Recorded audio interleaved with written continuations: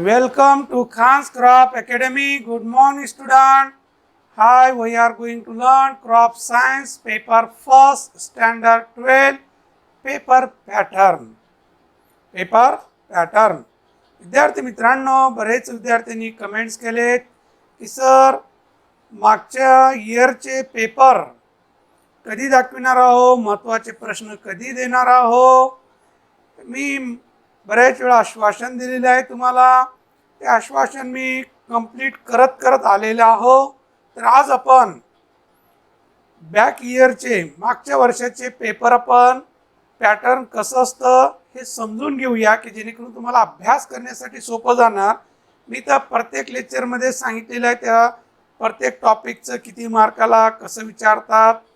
तरी पण तुम्ही नेहमी विचारत होतात की महत्त्वाचे प्रश्न कोणते. तर या अगोदर आपण रिड्यूस सिलेबससुद्धा अपलोड केलेला आहे. कोणतं 2021 या बोर्ड एक्झाममध्ये कोणकोणतं रिड्यूस सिलेबस झालेला आहे त्यावर आपण व्हिडिओ अपलोड केलेला आहे. आणि तो सिलेबस वगळून बाकी जे आहे ते तुम्हाला विचारणार आहेत. तरी आपण मागचे जे इयरचे पेपर आहेत ते आपण बघूया. तर सुरू करू आपण. पेन आणि नोटबुक घ्या, लिहून घ्या. तर व्यवस्थित तुमची प्रॅक्टिस होणार आहे. तर सुरू करू आपण. आपलं pattern of board theory question paper crop science paper first mark 40 time 2 hours. तर तुमचं थेरीचे 2 पेपर होणार आहेत. आपलं सुरू आहे क्रॉप सायन्ससाठी. क्रॉप प्रोडक्शनचं नाही, ॲग्रिकल्चर सायन्स अँड टेक्नॉलॉजीचं नाही. हे बायफोकलचं आहे. 200 मार्क विषय, या विषयाला 200 मार्क असतात. Theory 80 mark, practical 120. तर थेरीचे 2 पेपर, प्रॅक्टिकलचे 2 पेपर होणार आहेत. तर थेरीमध्ये 40 मार्काचा फर्स्ट पेपर, 40 मार्काचा सेकंड पेपर असतो. तर बघूया, एकूण 5 प्रश्न असतात फर्स्ट सेकंड दोन्ही पेपरमध्ये. किती? 5. तर पहिलं जे क्वेश्चन आहे तसे 5 क्वेश्चन 8 मार्कासाठी प्रत्येक क्वेश्चन असतं. 8×5 = 40. ओके. तर question number 1A fill in the blanks म्हणून असतं. एकूण 6 मार्कासाठी आणि 6 प्रश्न विचारले असतात. फिल इन द ब्लँक्स असतात, MCQ नसतात. तर इथं डायरेक्ट गाडलेल्या जागा भरायची, तुम्हाला निवडायचं नाही आहे. MCQ मध्ये निवडून भरावं लागतं. इथं MCQ दिले जात नाही, फक्त रिकाम्या जागा भरायची. तुम्हाला 6 विचारतात आणि 6च्या 6 सोडवायचे आहेत 6 मार्कासाठी. दुसरा क्वेश्चन नंबर 1B म्हणून असतं डिफाईन एनी 2 2 मार्कासाठी. तर एकूण 3 डेफिनेशन दिलेले असतात, त्यापैकी 2 सोडवायचे असतात, 2 मार्क घ्यायचे असतात. असा प्रश्न पहिला जो असतो 6 आणि 2 8 मार्काचा असतं. म्हणजे प्रत्येक प्रश्न 8 मार्काचा असतं. तर हे पहिलं क्वेश्चन झालं. तर डेफिनेशन जे आहेत ते कॉमन डेफिनेशन आपण सांगणारच आहोत. तर क्वेश्चन नंबर 2 जे असतं write short notes any 4 of the following. Any 4 of the following. तर एकूण 6 शॉर्ट नोट्स विचारलेले असतात, त्यापैकी 2 सोडवायचे असतात. त्यापैकी 4 सोडवायचे असतात.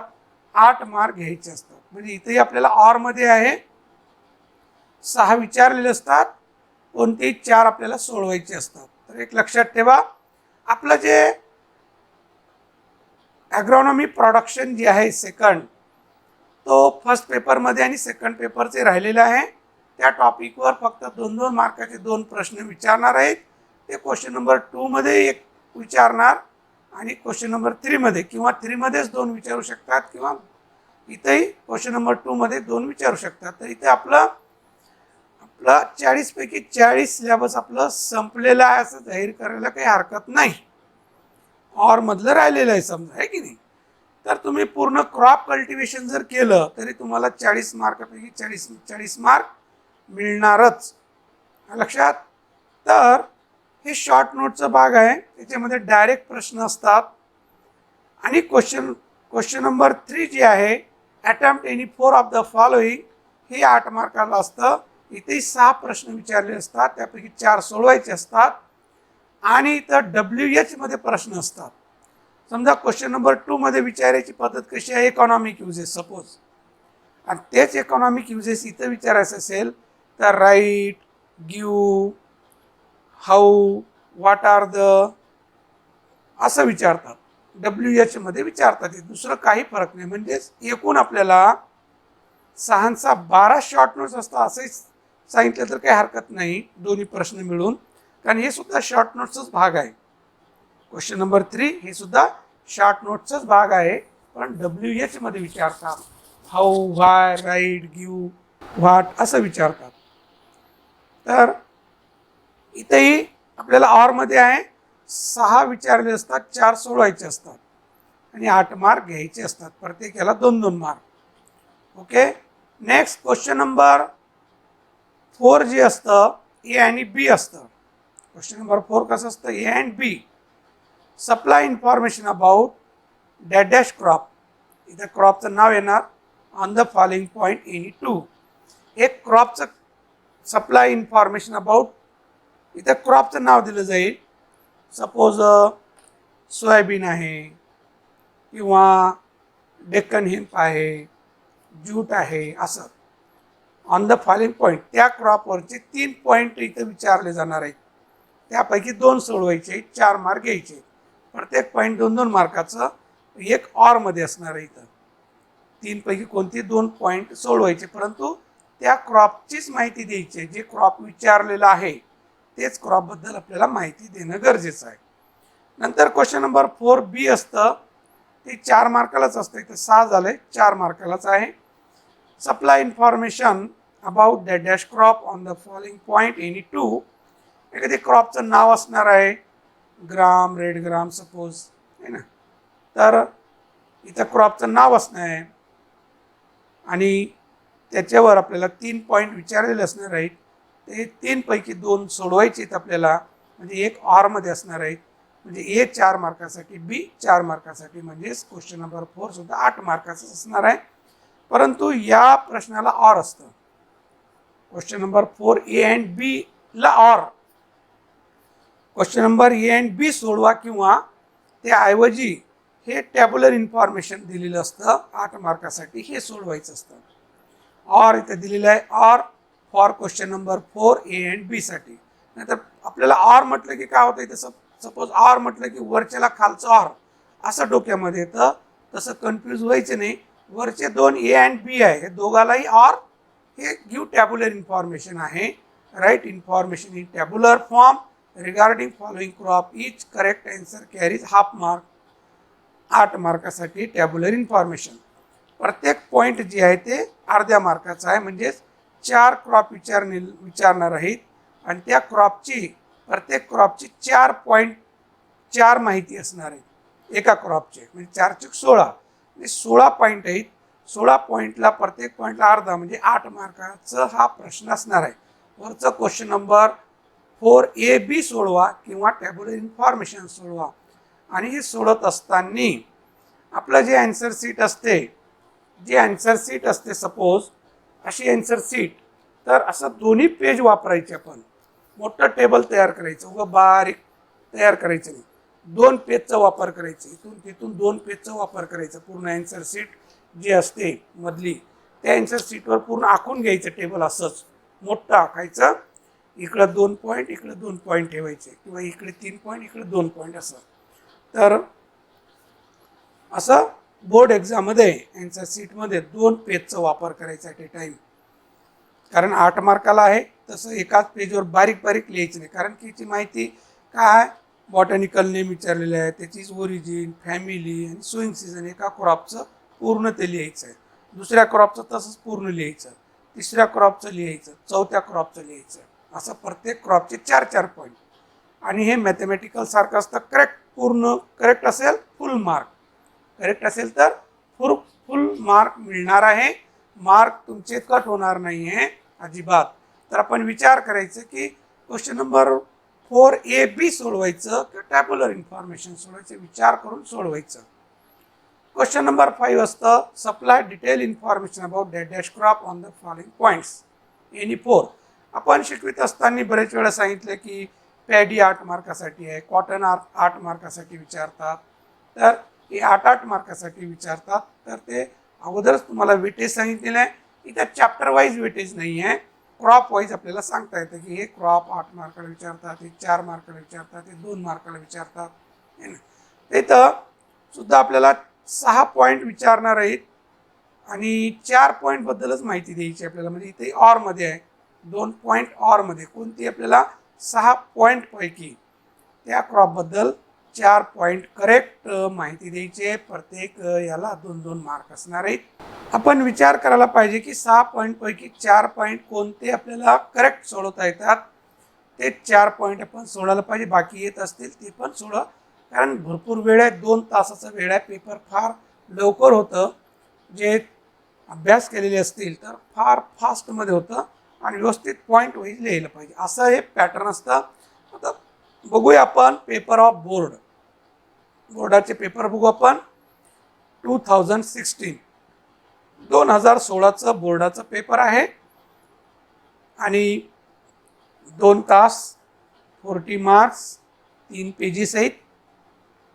बघू question number 1A, fill in the blanks कसं विचारतात. Oil containing castor is dash dash to dash dash %. कॅस्टरमध्ये तेलाचा प्रमाण किती आहे हे विचारलेलं आहे. किती 6 विचारलेले असणार आहेत, 6 मार्कासाठी, प्रत्येक 1 मार्कासाठी.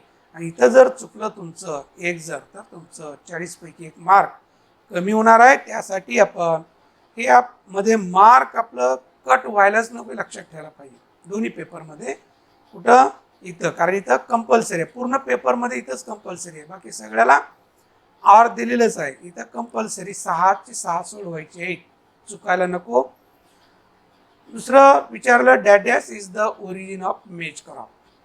तर मेजचं ओरिजिन काय हे विचारलेलं आहे. C ergot is a serious disease of dash dash crop.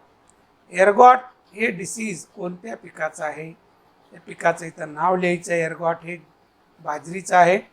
Seed rate of Deccan is dash dash to dash dash kg/ha. Deccan seed rate विचारलेलं आहे, म्हणजे मेस्टा ज्याला म्हटलं जातं. मेस्टा म्हणजे आंबाडीचं बियाचं प्रमाण विचारलेलं आहे. नेक्स्ट विचारलं ही dash dash and dash dash are the parents of H4 cotton. तर H4 कॉटनची इथं पॅरेंट विचारलेले आहेत. तर ते पॅरेंट इथं लिहायचं आपल्याला G67 आणि G67 अमेरिकन नेक्टरलेस ही पॅरेंट आहे त्याचे.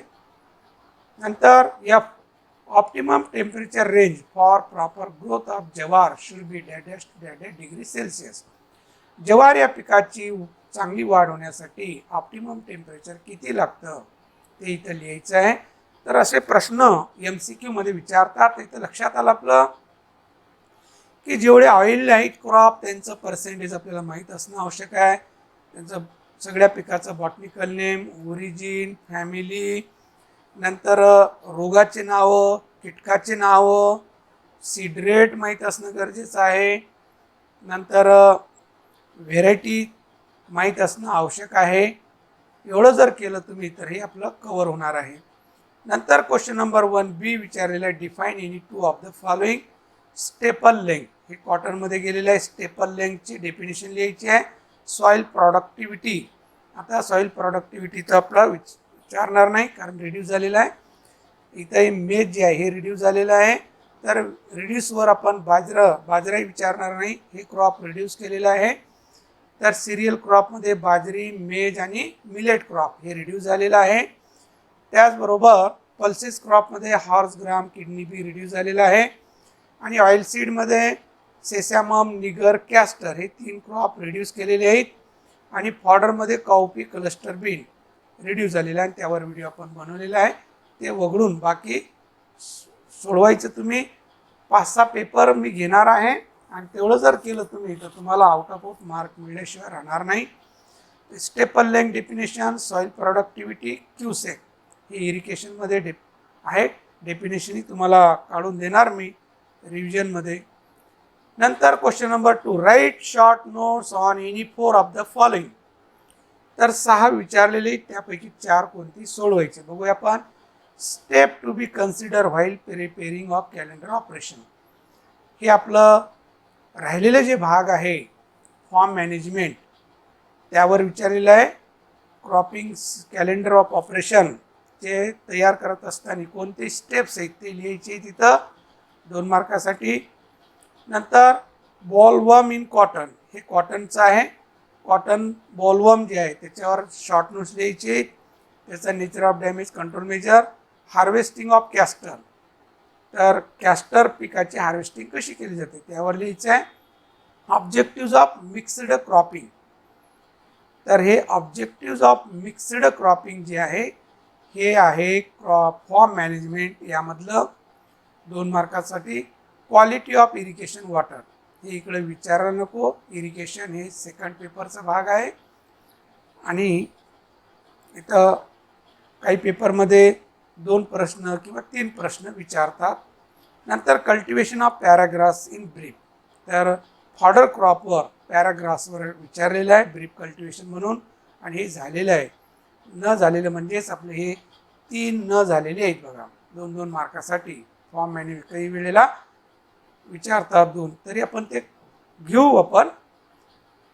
Next question number 3, attempt any 4 of the following, तर क्वेश्चन नंबर 3 सुद्धा 8 मार्कासाठी. 4 सोडवायचे, 6 विचारलेले. बघूया आपण. Write the characteristic of good cropping scheme. Good cropping scheme या पेपरमध्ये फार्म मॅनेजमेंटवर जरा जास्तच भर दिलेला आहे. Write economic uses of Deccan hemp, Deccan हेम्पचं economic uses. HB1 variety of bajra, तर बाजरा HB1 जे आहे त्याचे गुणधर्म लिहायचे. Intensive method of paddy cultivation, तर हे फारच वेळोवेळी विचारतात. Intensive method of paddy cultivation. Tikka disease of groundnut, हे वेळोवेळी विचारतात. नंतर importance of ऑइलसीड crop in Indian farming, हे नेहमी विचारतात फर्स्ट सेकंड पेपरमध्ये. जसं ऑइलसीड विचारतात तसं पल्सेस सुद्धा विचारतात. तर जे मी सांगत आहोत तो तुम्ही वेगळं लिहून घ्या. काय सांगितलं महत्त्वाचं, intensive method of paddy, tikka disease आणि इम्पॉर्टंट ऑइलसीड क्रॉप, हे नेहमी विचारतात बघा. हे वेगळं लिहून ठेवा IMP म्हणून. नंतर question number 4A, supply information about groundnut crop on the following point any 2. Groundnut crop 4 मार्कासाठी. 8 मार्कासाठी कधी विचारतात, तर 3 पॉईंट दिलेले आहेत, 2 सोडवायचे फक्त 2-2 मार्कासाठी, म्हणजे 4 मार्क घ्यायचे. इकॉलॉजी, इकॉलॉजीमध्ये सॉईल अँड क्लायमेट लिहायचं आहे. हार्वेस्टिंग इन यील्ड, हार्वेस्टिंग कसं केलं जातं, म्हणजे पहिलं ड्युरेशन, मॅच्युरिटी साईन आणि कसं हार्वेस्टिंग केलं जातं 1 मार्कासाठी आहे. नंतर यील्ड लिहिण्यासाठी 1 मार्क. आणि व्हेरायटी एनी 4, 4 व्हेरायटीचे नाव लिहायचे, 2 मार्क घ्यायचे. तर 3 पैकी कोणतं आपल्याला करेक्ट जमते ते 2 सोडवायचे कोणते पॉईंट. नंतर question number 4B, supply information about soybean crop on the following point any 2. तर सोयाबीन क्रॉप हे 4 मार्कासाठी आणि 8 मार्कासाठी विचारतात. इथे 4 मार्कासाठी विचारलेलं आहे. सॉईल अँड क्लायमेट, ज्याला आपण इकॉलॉजी म्हणतो. सॉईल लिहिण्यासाठी 1 मार्क, क्लायमेट लिहिण्यासाठी 1 mark. Seed rate and spacing, seed rate लिहिलं 1 मार्क, स्पेसिंग लिहिलं 1 मार्क. इकॉनॉमिक युजेस लिहायचे सोयाबीनचे, तर 3 पैकी 2 पॉईंट सुटसुटीत सोडवायचे, 4 मार्क घ्यायचे. Question number 4A and B ला ऑर असतं बघा. Or for question 4A and B ला दोघालाही ऑर, हे tabular information. Give information in tabular form, each correct answer carry half mark. तर प्रत्येक पॉईंट करेक्ट असेल तर अर्धा मार्क. इथं 16 पॉईंट आहेत, इथे 16, 1 2 3 4, आणि इकडं 5 6 7 8 9 10 11 12 13 14 15 16, अर्धा मार्कासाठी. म्हणजे 4 क्रॉप असणार कोणते. रेड ग्राम आहे तर फिंगर मिलेट आता विचारणार नाही आहे ना. कॅस्टर विचारणार नाही. ज्यूट विचारू शकतात. तर जे रिड्यूस झालेले आहे ते वगळून बाकी क्रॉप विचारतात. तर रेड ग्रामचं सीड रेट लिहिलं हाफ मार्क, स्पेसिंग लिहिलं हाफ मार्क, ड्युरेशन लिहिलं रेड ग्रामचं हाफ मार्क, व्हेरायटी लिहिली 1. सीड रेट म्हणजे शॉर्टमध्ये जे विचारता येतात एका शब्दामध्ये तेच इथं टॅब्युलर इन्फॉर्मेशनमध्ये विचारतात. जास्त करून botanical name, family, origin, seed rate, spacing, duration, variety, yield हे शॉर्टमध्ये लिहिणारे पॉईंट, हे पॉईंट इथं विचारतात. तर जर आपलं व्यवस्थित असेल तयारी तर ही सोडवायला काही हरकत नाही, परंतु मोठं टेबल तयार करायचं 2 पेज घेऊन सरळ, तर व्यवस्थित लिहिता येणार. इकडे 4 क्रॉप आणि प्रत्येक क्रॉपचे 4 पॉईंट, 4 चूक 16 पॉईंट असणार 8 मार्कासाठी, म्हणजे प्रत्येक पॉईंट हाफ मार्कसाठी आहे. Question number 5, supply detail information about desi cotton crop on the following point in 8 mark. तर 6 पॉईंट विचारलेले, त्यापैकी 4 पॉईंट सोडवायचे जे चांगले जमतात ते. वर क्रॉप कोणता आहे ते बघणं गरजेचं आहे. देशी कॉटन आहे. आता कॉटनचे 3 टाईप पडतात. एक देशी cotton, American cotton, hybrid cotton. दुसरं आणखीन रेनफेड कॉटन, इरिगेटेड कॉटन असे विचारतात फिरून, आहे ना. कारण कॉटन हे 8 मार्कासाठी नेहमी विचारतात, पॅडी विचारतात 8 मार्कासाठी. त्याचबरोबर आता सोयाबीनसुद्धा विचारू शकतात, ग्राउंडनट एकदा विचारलेलं होतं. तर जे 4 आणि 8 मार्काचे क्रॉप आहेत ते जर आपण करून ठेवलं तर 8 मार्क प्रश्न 5ही कव्हर होणार आणि प्रश्न 4था ए आणि बी सुद्धा कव्हर होणार, किंवा नाही विचार तिकडे शॉर्ट नोट्स कव्हर होतातच. तर इथं क्रॉप, इथं देशी म्हटलं तर इथं काय होणार, सीड रेटमध्ये बदल होणार, स्पेसिंगमध्ये बदल होणार, मॅन्युरिंगमध्ये बदल होणार, बाकी सारखं राहणार आहे ना. तर इथं देशी कॉटन विचारलेलं आहे. तर इकॉलॉजी कोणतेही विचारलं तर इकॉलॉजी बदलणार नाही. सॉईल अँड क्लायमेट लिहायचे तुम्हाला 1 मार्कासाठी. नंतर सीड ट्रीटमेंट द्यायचे, सीड ट्रीटमेंट इंग्लिश करायचे, कोणकोणते सीड ट्रीटमेंट केले जातात आहे ना. नंतर सीड रेट आणि स्पेसिंग, बियाचं प्रमाण किती आहे देशीचं आणि स्पेसिंग किती आहे 1 मार्कासाठी. मॅन्युरिंग 2 मार्कासाठी. प्लस मॅन्युरिंग फर्टिलायझर म्हणतो आपण. तर मॅन्युरिंग हे 2 मार्कासाठी. FYM किती टाकायचं, केमिकल फर्टिलायझर किती आणि कधी कधी टाकायचं आहे एवढं लिहिणं गरजेचं आहे त्याच्यामध्ये. English disease with control measure in 4. तर रोगाचे नावं लिहायचे इथं आणि कॉमन कंट्रोल मेजर लिहायचं आहे. प्रत्येकाचं कंट्रोल मेजर लिहित बसायचं नाही, कारण आहे तर 2 मार्क. इंग्लिश करण्यासाठी तसं 4 नसायला पाहिजे, 2च असायला पाहिजे 1 मार्कासाठी, हाफ मार्क. पण इथं 4 म्हटलेलं आहे. तर डिसीजचे नावं लिहायचे आहेत इंग्लिश आणि कंट्रोल मेजर. कंट्रोल मेजर काय लिहिणार, grow disease resistant variety, seeds are treated with Agrosan, Ceresan असं. Economic important. तर हे 6 पैकी कोणते 4 चांगले आपल्याला लिहिता येतात तेच आपल्याला सोडवायचे. आणि जर तुम्हाला ऑरमधले सोडवायचं असेल तर याच प्रश्नामध्ये आपण राहिलेले पॉईंट सोडवला पाहिजे. आपण काय करता, 4 सोडवता, नंतर मग शेवटी कुठेतरी लास्टला क्वेश्चन नंबर 5 टाकून राहिलेले पॉईंट लिहितात. तसं न करता आपण जिथं ज्या प्रश्नाची सुरुवात केलेली आहे, 4 लिहिलो तुम्ही जे चांगले येतात, नंतर 2 आपल्याला लिहायचे, तर त्याच्यानंतरच लिहून ठेवायला पाहिजे.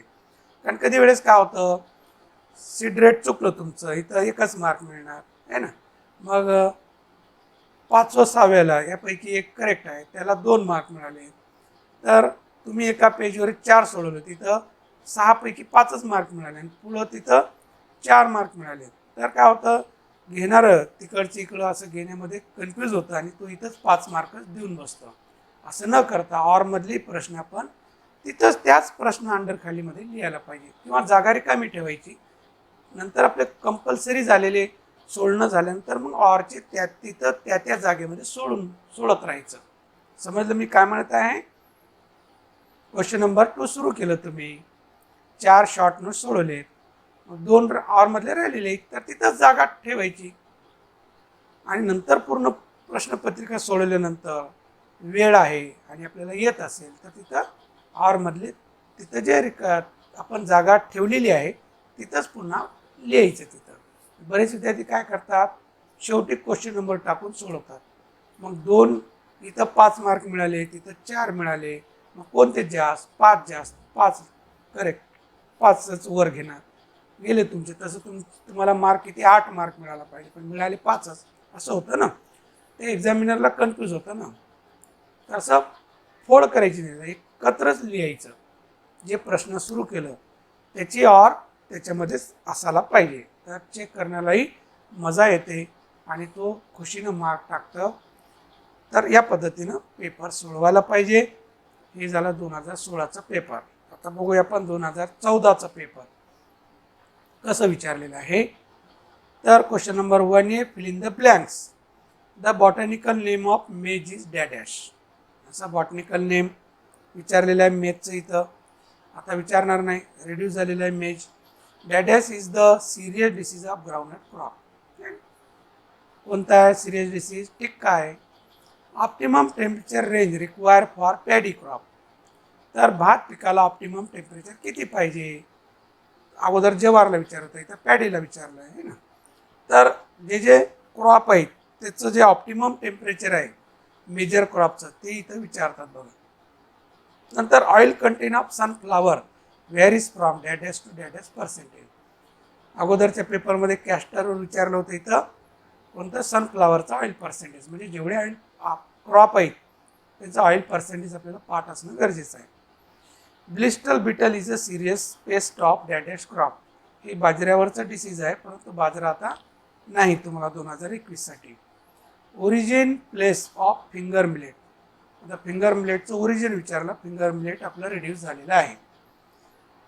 Definition question number 1B. Define any two of the following. Monoculture, soil fertility आणि वीड. तर वीड ही डेफिनेशन नेहमी विचारतात, हे लिहून ठेवा तुम्ही डेफिनेशन वीडची. एनी प्लांट नॉट सोन in the field by the farmer which is out of place known as weed. ही वीडची डेफिनेशन आहे. नंतर आपण कॉमन डेफिनेशन देणारच आहोत. तर 3 डेफिनेशनपैकी 2 डेफिनेशन सोडवायचे तुम्हाला 2 मार्कासाठी. नंतर write short notes on any 4 of the following. 6 short notes आहेत, त्यापैकी 4 सोडवायचे. बघा कसं विचारले. Retting and extraction of fibre in jute. Jute, Deccan hemp आणि jute, Deccan hemp, sunn hemp यावर रेटिंग अँड एक्सट्रॅक्शन विचारतात, हे महत्त्वाचं आहे. नंतर क्लर्क व्हेरायटी ऑफ सोयाबीन. सोयाबीनचे क्लर्क व्हेरायटी जी आहे त्याबद्दल लिहायचे, त्याचे character 4. Cultivation of Gajraj grass in brief. तर गजराजचं ब्रीफ कल्टिवेशन लिहायचं आहे. ट्रान्सप्लांटिंग मेथड ऑफ जवार. हे महत्त्वाचं आहे, ट्रान्सप्लांटिंग नेहमी विचारतात. गजराज ब्रीफ कल्टिवेशन हे महत्त्वाचं आहे. ट्रान्सप्लांटिंग ऑफ जवार याला पुणे मेथड ऑफ जवार स्विंग म्हणून विचारतात. पुणे मेथड ऑफ जवार स्विंग म्हणून विचारतात. कधी डिबलिंग मेथड ऑफ जवार स्विंग म्हणून विचारतात. ट्रान्सप्लांटिंग पहिल्यांदाच विचारलेलं आहे, हे तसं विचारायला नको, आपल्या भागामध्ये ट्रान्सप्लांटिंग नाही आहे. इकॉनॉमिक युजेस ऑफ कॅस्टर मागे विचारलं होतं, कॅस्टरचं economic uses. Aspect of farm management. तर इथं एक फार्म मॅनेजमेंटवर एक विचारलं बघा इथं, है ना. तर क्वेश्चन नंबर 2 ला 6 पैकी 2 सोडवायचे. या 6 पैकी अगोदर वाचून घ्यायचं, कोणते चांगलं सोडवता येते ते सोडवायचं. नंतर क्वेश्चन नंबर 3 जे आहे हे सुद्धा शॉर्ट नोट्सच भाग आहे, परंतु WH मध्ये विचारतात. राईट हाऊ, आहे ना. तर इथे विचारलं write about seed selection and seed treatment in paddy. हे नेहमी विचारतात. सीड ट्रीटमेंट पॅडीची, selection of seed and seed treatment 2 मार्कासाठी. How labour efficiency can be improve. हे फॉर्म मॅनेजमेंटवरचं आहे, म्हणजे ॲग्रॉनॉमिक प्रोडक्शन सेकंडमधलं आहे. लेबर इफिशियन्सी कसं वाढवायचं यासाठी 2 मार्क. पहिले क्वेश्चन नंबर 2 मध्ये 2 मार्क विचारले, तर 2 मार्क म्हणजे 4 मार्क झालेत. Importance of pulse crop in Indian farming. या अगोदर सांगितलं, हे महत्त्वाचं आहे. ऑइल सीडवर विचारलं होतं, तर पल्सेसवर विचारलं. Importance of pulse crop in Indian farming. Write in brief about harvesting of groundnut किंवा हाऊ हार्वेस्टिंग असं विचारतात. तर ग्राउंडनटचा हार्वेस्टिंगबद्दल विचारलेलं आहे. Semi dry cultivation paddy. तर सेमी ड्रायवर्स असं विचारत नाही, intensive method of paddy cultivation विचारतात. आणि ड्रायवर इथं semi dry cultivation in paddy विचारलेलं आहे. Difference between hybrid maize and composite maize. Maize तर आता नाहीच तुम्हाला, तर नेहमी विचारतात, परंतु आता विचारणार नाही. तर असं फार्म मॅनेजमेंटवर या 2014 मध्ये 2 प्रश्न आहेत, 4 मार्काचे, 2-2 मार्काचे 2. लक्षात. आणि ती ऑरमध्ये असतात, आहे ना, कारण 6 पैकी 4 सोडवायचे. क्वेश्चन नंबर 2 मध्ये 6 पैकी 4 सोडवायचे. Question number 4A, supply information about तूर और red gram on the following point. इथं रेड ग्रामवर विचारलेलं आहे. Climate and soil, seed rate and spacing, paste and diseases, only name आहे ना, फक्त नावं द्यायची. तर 3 पॉईंटपैकी कोणती 2 सोडवायचे, 2-2 मार्कासाठी 4 मार्क घ्यायचे. तर रेड ग्राम हे 4 मार्कासाठी नेहमी विचारतात. नंतर विचारलेलं आहे बी मध्ये, सप्लाय इन्फॉर्मेशन अबाउट जवार crop on the following point any 2. 4 मार्कासाठी ज्वारी नेहमी विचारतात. आणि आता आहे तुम्हाला जवार. इकॉलॉजीमध्ये सॉइल अँड क्लायमेट लिहायचं आहे. हार्वेस्टिंग अँड यील्ड शॉर्टमध्ये लिहायचं. हार्वेस्टिंग अँड यील्ड 1-1 मार्कासाठी आहे. इकॉनॉमिक युजेस तर जास्त करून ecology, seed rate, spacing, harvesting, yield, varieties याच्यावर भर जास्त द्यायचा आहे. तर जवार हे 8 मार्कासाठी विचारतात, 4 मार्कासाठी विचारतात. तर question number 4A and B साठी ऑर म्हणून give information tabular information form. Each correct answer carries half mark. तर वरचे AB सोडवा किंवा टॅब्युलर इन्फॉर्मेशन टेबल सोडवा. तर 4 क्रॉप विचारतात. प्रत्येक क्रॉपचे 4 पॉईंट विचारतात. इथं बाजरा, काउपी, निगर आणि फॉडर जवार विचारलेला आहे. तर बाजरा नाही आहे तुम्हाला, काउपी नाही आहे, निगरी नाही आहे आणि फॉडर जवार तर आहे. तर बॉटॅनिकल नेम विचारलेलं आहे, फॅमिली विचारलेलं आहे, व्हेरायटी आणि 1 म्हटलेलं आहे, yield kg per hectare. Yield लिहिताना युनिट काय म्हटलेलं आहे, kg. तर kg मध्येच उत्पन्न सहसा लिहायला पाहिजे. तर क्विंटलमध्ये पाठ केलं असेल तर kg मध्ये करता येते. 2 शून्य लावायचे क्विंटलवर, झालं kg मध्ये आहे ना. 2013चा प्रश्न कसं होतं बघूया आपण. प्रश्नपत्रिका 2013ची. Question number 1A, fill in the blanks. Botanical name of cotton. कॉटनचं बॉटॅनिकल नेम लिहायचं आहे. दुसरं विचारलं, ergot is the serious disease of dash dash crop. बाजऱ्याचा आहे पण बाजरा आता नाही तुम्हाला. Oil percentage of sunflower seed varies from dash dash to dash dash percentage. सनफ्लावरचा 2 वेळेस झाला आता. Next, seed rate of Deccan name is kg per hectare pure crop. तर डेक्कन नेम म्हणजे आंबाडीचं प्युअर क्रॉपसाठी बियाचं प्रमाण किती लागतं हे विचारलेलं आहे. ई डॅडॅश अँड डॅडॅश are the parent of CESH5 hybrid jowar. तर कॉटन आणि जवारचं पाठ करायला पाहिजे. S4 कॉटन आणि CSH1 जवारचा. तर 5 विचारलेलं आहे. एक 5चे पाठ असायला पाहिजे. त्याचे पॅरेंट कोणते. Next, family of toor crop is. तर रेड ग्राम म्हणजे तूरचं कुटुंब लेगुमिनोसा आहे. Question number 1B, define 2 of the following. Staple लेंथची डेफिनेशन, क्रॉप रोटेशनची डेफिनेशन असं विचारलेलं आहे. एक डेफिनेशन असेल ते कट झाली असेल. Question number 2, write short notes on any 4 of the following. 8 mark. तर 6 दिलेले असतात शॉर्ट नोट्स, त्यापैकी 4 सोडवायचे असतात. Retting and extraction of jute crop. ज्यूटवर मागे विचारलं, आता विचारलं. Economic uses of castor. Pune method of jowar cultivation हे ना सांगितलं ना. पुणे मेथड नेहमी विचारतात, याला डिबलिंग मेथड म्हणतात. ब्रॅग व्हेरायटी ऑफ सोयाबीन अगोदर क्लार्क विचारलेलं होतं. Seed selection and seed treatment paddy. पॅडीचं सीड ट्रीटमेंट पाहिजे आपल्याला माहीत. Different between hybrid maize and composite मेज.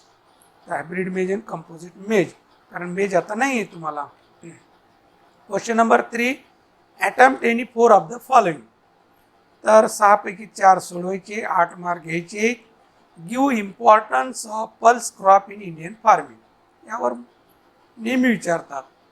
ऑइल सीडवर तरी किंवा पल्सेसवर तरी त्याचं महत्त्व काय. Write in short harvesting and yield of niger oil seed crop. तर निगर आता नाही तुम्हाला, त्याचं हार्वेस्टिंग अँड यील्ड लिहायचं म्हटलेलं इथं. ॲसिरिया म्युटेंडीज व्हेरायटी ऑफ ग्राउंड. ग्राउंडची व्हेरायटी आहे, त्याचे कॅरेक्टर लिहायचे. Describe in short nature of damage and control measure of blister beetle in bajra. बाजरा आता क्रॉप तुम्हाला नाही आहे. Dry cultivation paddy. Dry cultivation आणि intensive method of paddy cultivation हे आपल्याला पाठ करून ठेवायचं. Gap filling and thinning in cotton. कॉटनचं इंटरकल्चर ऑपरेशन मध्ये हे पॉईंट आहे गॅप फिलिंग अँड थिनिंग. तर असं हे शॉर्ट नोट WH मध्ये विचारतात. तर फॉर्म मॅनेजमेंटवर दोन्ही याच्यामध्ये विचारलं नाही बघा, दोन्ही प्रश्नामध्ये फॉर्म मॅनेजमेंटचा भागच नाही. नेक्स्ट क्वेश्चन नंबर 4 हे give information on the following points on groundnut, any 2-4 mark. आता इथं ग्राउंडनटवर विचारलं, मागे विचारलं होतं groundnut. Seed rate and spacing लिहायचं आहे ग्राउंडनटचा, हार्वेस्टिंग यील्ड लिहायचं आहे, इकॉनॉमिक युजेस लिहायचे. तर 3 पॉईंटपैकी 2 सोडवायचे, कोणते 2-2 मार्कासाठी. बी विचारलंय supply information on the following point on jowar crop. जवारवर मागे विचारलंय, आता विचारलंय, एनी 2-4 मार्क. इकॉलॉजी म्हणजे soil and climate. Seed rate for drilling and spacing, drilling मेथडनं पेरणी केली तर बियाचं प्रमाण लिहायचं आहे आणि त्याचं स्पेसिंग, ड्रिलिंगचं स्पेसिंग लिहायचं आहे. सीड ट्रीटमेंट लिहायचे आहे, म्हणजे 3 पॉईंटपैकी 2 पॉईंट लिहायचे कोणते. नंतर क्वेश्चन नंबर 4ला ऑर असतं ए अँड बीला टॅब्युलर इन्फॉर्मेशन. तिथं 4 क्रॉपचे नावं दिलेली आहेत. रेड ग्राम, तीळ म्हणजे सेसॅम आता नाही तुम्हाला, मूग आहे, ग्रीन ग्राम, मटकी किडनी बी नाही आहे. असे 4 क्रॉप कोणतेही इथं दिलेले असणार आहेत आणि 4 पॉईंटवर त्याची माहिती लिहायची. बॉटॅनिकलने विचारलं, व्हेरायटी एनी 1 म्हटलंय. सीड रेट KG मध्ये लिहायचं. सीड रेट असा KG मध्येच आपण सांगतो सीड रेट. फक्त टर्मरिक, जिंजर, शुगर केन याचंच फक्त क्विंटल आणि टनमध्ये असतं. यील्ड विचारलंय KG मध्ये, तर KG मध्येच यील्ड लिहायचं आहे. तूरचं यील्ड किती आहे, तीळचं किती आहे, मुगाचं किती आहे आणि मटकीचं. असं प्रत्येक क्रॉपचे 4-4 पॉईंट. तर 4 क्रॉप आहे, 4-16, तर हे 8 mark. Okay. Question number 5 write information on the following point on cotton irrigated crop, any 4. तर कॉटन क्रॉपबद्दल कोणतं क्रॉप म्हटलं, इरिगेटेड म्हटलं आहे, ते एक लक्षात ठेवायला पाहिजे. तुम्हाला मागे पण सांगितलं, रेनफेड कॉटन म्हणून विचारतात, कधी इरिगेटेड म्हणून विचारतात, कधी देशी कॉटन म्हणून विचारतात, कधी हायब्रिड कॉटन म्हणून विचारतात. तर फक्त 2 लक्षात ठेवायला पाहिजे. देशी रेनफेड हे एकच आहे, हायब्रिड आणि इरिगेटेड हे एक होऊ शकतं.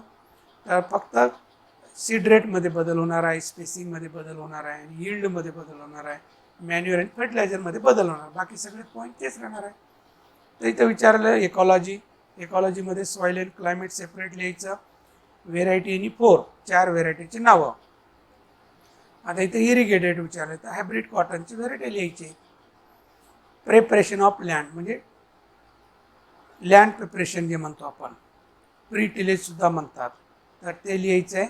मशागत कशी करतात ते लिहायचं आहे. सीड ट्रीटमेंट कोणकोणत्या दिले जातात, सीड रेट किती आहे, स्पेसिंग किती ठेवतो आपण ते लिहायचं आहे आणि इकॉनॉमिक युजेस लिहायचं आहे. तिथं घाबरायचं नाही आहे ना, फक्त लक्षात ठेवायला पाहिजे की इरिगेटेड आहे का रेनफेड आहे किंवा देशी आहे का हायब्रिड आहे. ते इथं कन्फ्यूज करण्यासाठी विचारतात, दुसरं काही नाही. तर दोन्ही वेळेस कॉटन विचारलेलं आहे 8-8 मार्कासाठी.